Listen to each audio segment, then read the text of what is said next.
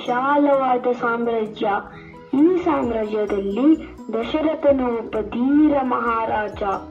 ಈ ಸೂರ್ಯವಂಶ ಅಯೋಧ್ಯೆಯಲ್ಲಿ ದಶರಥ ಮತ್ತು ಅವರ 3 ಪತ್ನಿ ಪುತ್ರರಾದ ಶ್ರೀರಾಮ, ಲಕ್ಷ್ಮಣ, ಭರತ, ಶತ್ರುಘ್ನ ಸುಖಮಯವಾಗಿ ಜೀವಿಸುತ್ತಿದ್ದರು.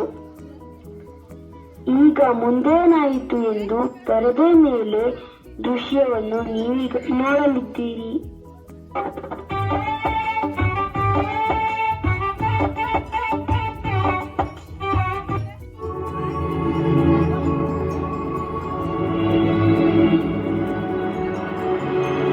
ನಾಳೆ ನಾನು ಈ ಅಯೋಧ್ಯೆ ಸಾಮ್ರಾಜ್ಯದ ಹೊಸ ರಾಜನಾಗಿ ರಾಮನನ್ನು ಪಟ್ಟಾಭಿಷೇಕ ಮಾಡಲು ಇಚ್ಛಿಸಿದ್ದೇನೆ.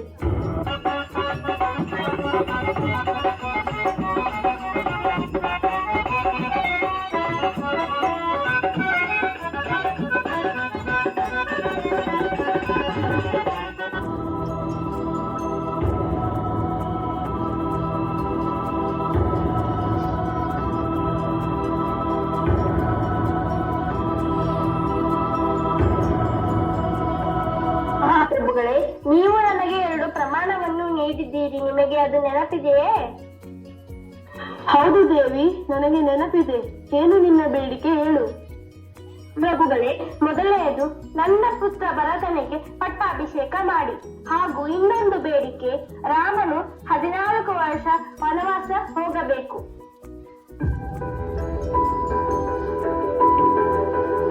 ಏನು ಹೇಳುತ್ತಿದ್ದೀಯಾ ದೇವಿ? ಇದು ಸಾಧ್ಯವಿಲ್ಲ.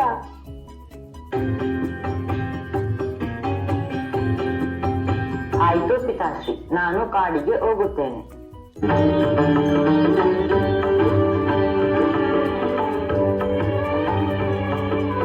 ಪ್ರಭು, ನೀವು ನನ್ನನ್ನು ಬಿಟ್ಟು ಎಲ್ಲಿಗೆ ಹೋಗುವೆ?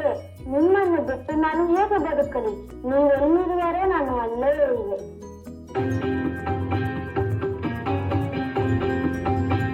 ಶ್ರೀ, ನಾನು ನಿಮ್ಮ ಜೊತೆ ಕಾಡಿಗೆ ಬರುತ್ತೇನೆ. ನಿಮ್ಮನ್ನು ಪ್ರತಿ ಕ್ಷಣ ರಕ್ಷಣೆ ಮಾಡುವ ಜವಾಬ್ದಾರಿ ನನ್ನದು.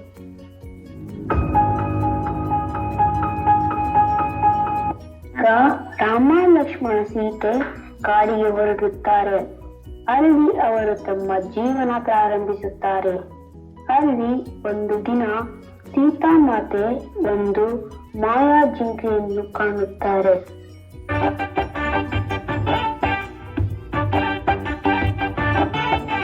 ಪ್ರಭು, ಎಂತಹ ಸುಂದರವಾದ ಜಿಂಕೆ!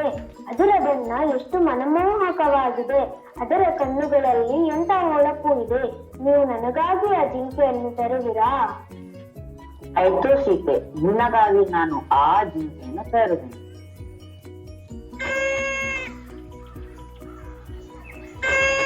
ಲಕ್ಷ್ಮಣ, ಸೀತಾ, ನನ್ನನ್ನು ಕಾಪಾಡಿ.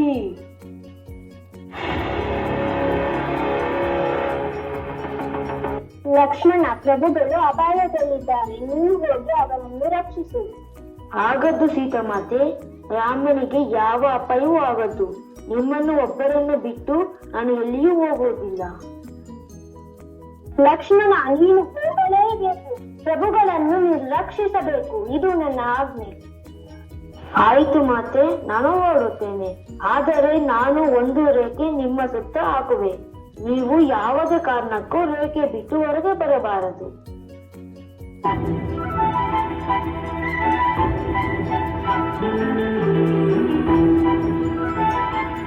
ರಾವಣನು ಸೀತಾಮಾತೆಯ ಮೋಹದಿಂದ ಋಷಿಯ ವೇಷ ಧರಿಸಿ ಸೀತಾಮಾತೆಯ ಕುಟೀರದ ಹತ್ತಿರ ಬರುತ್ತಾರೆ.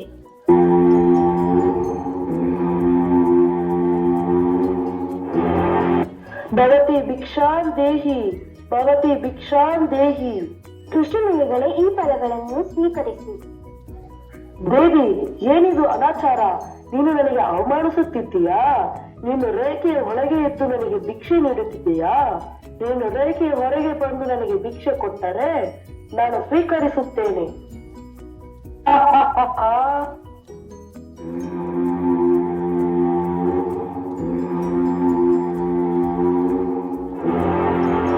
ನಾನು ರಾವಣ.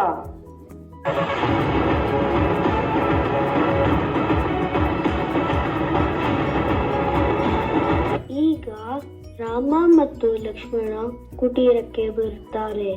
ಸೀತಾಮಾತೆ ಕುಟೀರದಲ್ಲಿ ಇರದ ಕಾರಣ ಆತಂಕಗೊಳ್ಳುತ್ತಾರೆ.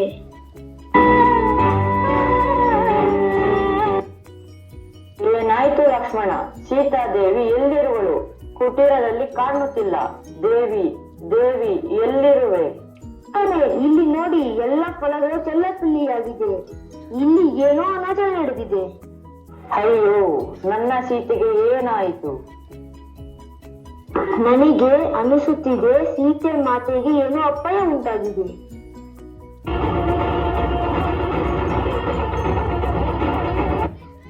ಜಯ ಶ್ರೀರಾಮ್, ಜಯ ಶ್ರೀರಾಮ್. ನನ್ನ ಪ್ರಭು ರಾಮನಿಗೆ ಏನೋ ಅಪಾಯ ಉಂಟಾಗಿದೆ. ಏನಾಯಿತು ಪ್ರಭುಗಳೇ? ನಾನು ಈ ಕ್ಷಣ ಹೋಗದೆ.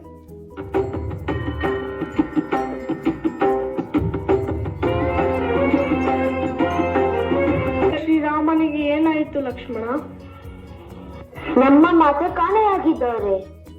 ಪ್ರಭು, ನಾನು ಸೀತಾ ಮಾತೆಯನ್ನು ಹುಡುಕುವೆನು. ಹನುಮ, ನಿನಗೆ ಸೀತೆ ಸಿಕ್ಕಿದರೆ ಈ ಉಂಗುರವನ್ನು ಅವಳಿಗೆ ತೋರಿಸು.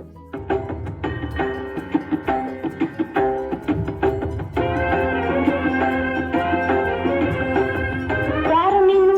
ಇಲ್ಲಿಗೇಕೆ ಬಂದಿರುವೆ? ಮಾತೆ, ನಾನು ಶ್ರೀರಾಮನ ಚಂದ್ರನ ದೂತನಾಗಿ ಬಂದಿರುವೆ. ಈಗ ನೋಡು ಶ್ರೀರಾಮನ ಈ ಉಂಗುರ. ಓ, ಇದು ನನ್ನ ಪ್ರಭುವಿನ ಉಂಗುರ. ಹಾಗಾದರೆ ನಿನ್ನನ್ನು ನನ್ನ ಪ್ರಭು ಕಳಿಸಿರುವರ. ತೆಗೆದುಕೋ, ನನ್ನ ಬಳೆಯನ್ನು ಪ್ರಭುವಿಗೆ ನೀಡು.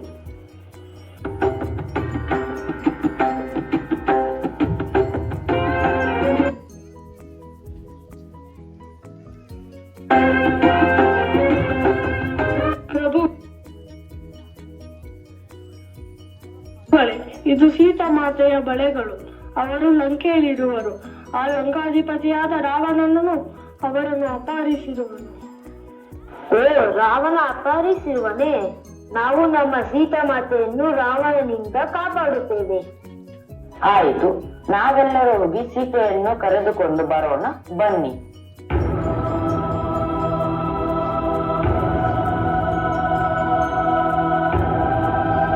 ಈಗ ರಾಮ, ಲಕ್ಷ್ಮಣ ಮತ್ತು ಹನುಮ ಸೀತೆಯನ್ನು ಕಾಪಾಡಲು ಹೊರಡುತ್ತಾರೆ. ಅಲ್ಲಿ ಒಂದು ವಿಶಾಲವಾದ ಸಾಗರ ಎದುರಾಗುತ್ತದೆ. ಅವರು ಹೇಗೆ ಕಾಪಾಡುತ್ತಾರೆ ನೋಡಿ. ಪ್ರಭುಗಳೇ, ನಾವು ಹೇಗೆ ಈ ವಿಶಾಲ ಸಾಗರವನ್ನು ದಾಟುವುದು? ಪ್ರಭುಗಳೇ, ನಾವು ಸೇತುವೆಯನ್ನು ಕಟ್ಟೋಣ. ನಿಮ್ಮ ಹೆಸರು ಎಷ್ಟು ಶಕ್ತಿವಾದದು ಅಂತ ಈ ಪ್ರಪಂಚಕ್ಕೆ ತಿಳಿಯಲಿ. ಇಲ್ಲಿರುವ ಒಂದೊಂದು ಕಲ್ಲಿನ ಮೇಲೂ ಶ್ರೀರಾಮ ಎಂದು ಬರೆದು ಸೇತುವೆಯನ್ನು ನಿರ್ಮಾಣಿಸೋಣ.